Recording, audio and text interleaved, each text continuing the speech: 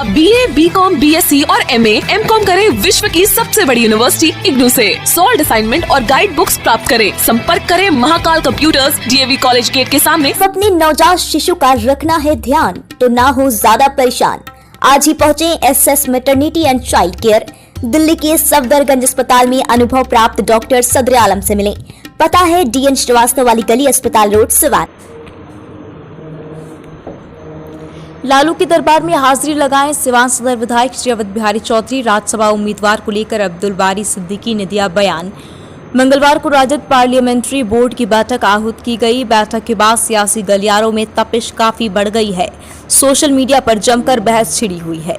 राज्य संसदीय बोर्ड और केंद्रीय संसदीय बोर्ड की बैठक में राज्यसभा के लिए 2 उम्मीदवारों की चर्चा हुई।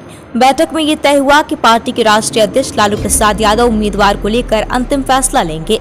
इस दौरान राजद प्रदेश अध्यक्ष जगदानंद सिंह के हाथों में 2 बंद लिफाफा देखने को मिला था। इस संभावना जताई गई थी कि राज्यसभा के 2 उम्मीदवारों के नाम इस लिफाफे के अंदर कैद हैं, जिसके बाद राजद के प्रदेश संसदीय बोर्ड के अध्यक्ष सह सिवान सदर विधायक श्री अवध बिहारी चौधरी उन 2 नामों की सूची लेकर दिल्ली में लालू से मिलने पहुंच गए हैं। उन्होंने दोनों उम्मीदवारों के नाम संसदीय बोर्ड से स्वीकृति के बाद राजद सुप्रीमो को सौंपी है। यहां बताते चले कि बिहार में राज्यसभा के 5 सीटों पर 10 जून को मतदान होना सुनिश्चित है तथा इस दौरान 24 मई से नॉमिनेशन की प्रक्रिया शुरू हो जाएगी। लेकिन अब तक किसी भी पार्टी ने अपने राज्यसभा उम्मीदवारों की घोषणा अब तक नहीं की है। विधानसभा में सीटों की संख्या के आधार पर 3 सीट NDA और 2 सीट राजद के खाते में जाएगी। NDA में वर्तमान समीकरण के अनुसार 2 सीट बीजेपी की और 1 सीट पर JDU अपने उम्मीदवार को राज्यसभा भेज सकती है।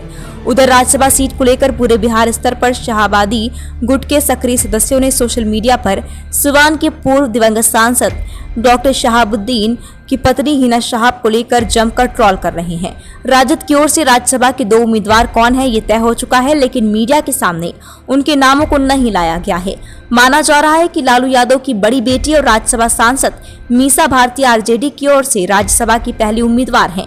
इसके संकेत भी बिहार विधान परिषद के सदस्य और लालू परिवार के नजदीकी सुनील सिंह ने ट्वीट करके दिया था, जिसमें उन्होंने मीसा के साथ अपनी तस्वीर ट्वीट की और बताया कि सांसद मीसा भारती आगे भी सांसद रहेंगी।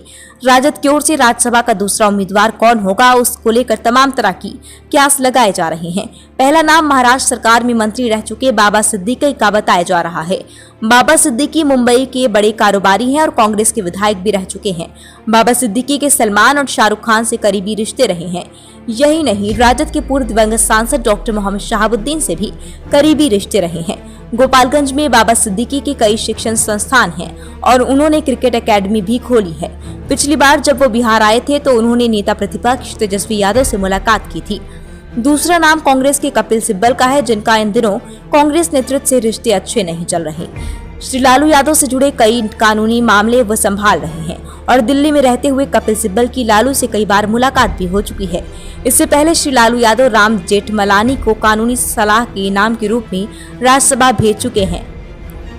लालू के बड़े बेटे तेज प्रताप को लेकर भी हवा बनाई जा रही है। मंगलवार को जब श्री अब्दुल बारी सिद्दीकी प्रेस कॉन्फ्रेंस कर रहे थे तब एक पत्रकार ने अब्दुल बारी सिद्दीकी से सवाल पूछा था, क्या तेज प्रताप को राज्यसभा भेजा जा रहा है? तब सिद्दीकी ने कहा था कि उम्मीदवारों पर फैसला राजद सुप्रीमो लालू प्रसाद यादव करेंगे।